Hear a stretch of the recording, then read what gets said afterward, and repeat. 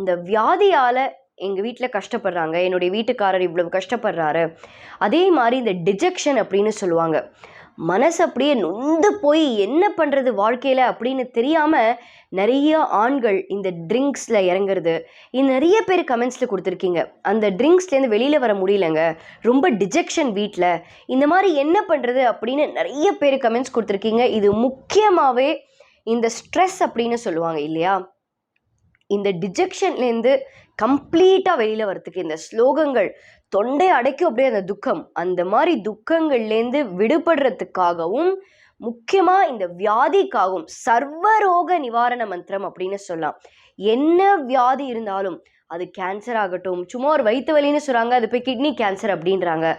ஒரு சின்ன விஷயங்க, இந்த ஒரு தலைவலி அப்படின்னா பிரெயின் டியூமர், உலகம் அப்படி ஆயிடுத்து. இது எல்லாருக்கும் இந்த கலியுகத்தில் வியாதிகள் பெருகின்றே இருக்கு. அப்போது பேர் தெரியாத வியாதிகளோ இல்லை பேர் தெரிஞ்ச வியாதிகளோ, என்ன வியாதியால் நீங்கள் கஷ்டப்பட்டு இருந்தாலோ இல்லை உங்கள் குடும்பத்தினர்கள் யாராவது கஷ்டப்பட்டாலோ நிச்சயமாக இந்த ஸ்லோகத்தை நம்பி சொல்லுங்க.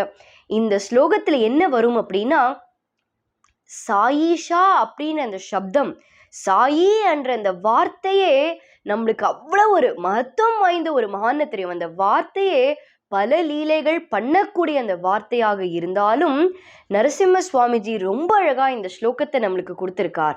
இந்த ஸ்லோகத்தை நம்ம எல்லோரும் தொடர்ந்து சொல்லும். ஒரு நாளைக்கு ஒரு மினிமம் 9 டைம்ஸோ 18 டைம்ஸோ நீங்கள் சொல்லுங்கள்.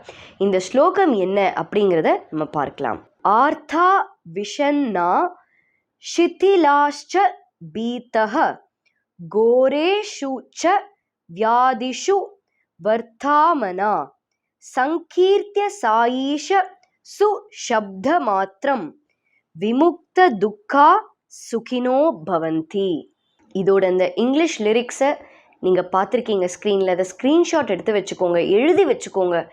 என்ன வியாதியாக இருந்தாலும் தயவு செஞ்சு பாபா சொன்ன மாதிரி ஸ்ரத்தா சபூரி, நம்பிக்கையும் பொறுமையோடு இந்த ஸ்லோகத்தை இன்னிலிருந்து இந்த நாளன்னைக்கு நீங்கள் இந்த ஸ்லோகத்தை கேட்குறீங்க அப்படின்னா உண்மையாக அது பாபா நம்ம எல்லாருக்கும் கொடுத்த ஒரு பெரிய குடுப்பினை தான். அந்த குடுப்பினையை பயன்படுத்தி இந்த ஸ்லோகத்தை தொடர்ந்து நீங்கள் சொல்லுங்கள். என்ன வியாதியாக இருந்தாலும் கூடிய விரைவில் நிச்சயமாக சத்தியமாக பாபா உங்களை குணப்படுத்துவார். இதே மாதிரி உங்களுக்கு வேறு எதுக்கு அதாவது ஸ்லோகம் வேணும் அப்படின்னு நீங்கள் நினைக்கிறீங்களோ அதை நீங்கள் கமெண்ட்ஸில் கொடுங்க. நிச்சயமாக அதை படித்து அதற்கான ஸ்லோகத்தை நம்ம அடுத்த எபிசோடில் பார்ப்போம். நன்றி, வணக்கம். ஓம் சாய்ராம்.